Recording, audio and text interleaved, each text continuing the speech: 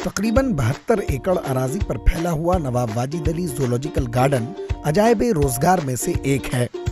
दिलचस्प बात यह है कि सन 1921 में बनने वाले इस चिड़ियाघर का इब्तिदाई नाम इंग्लैंड के प्रिंस के नाम prince of Wales zoological garden था।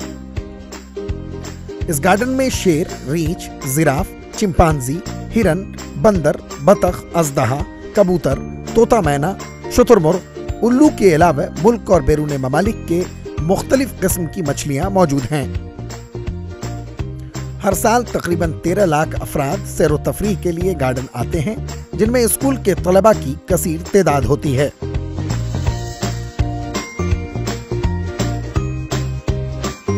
दिलचस्प बात यह है कि एक मछली का नाम बुलेट प्रूफ है, चूंकि इस पर आग का कोई असर नहीं होता। लखनऊ से ATV भारत के लिए मोहम्मद इरफान की खुसूसी रिपोर्ट।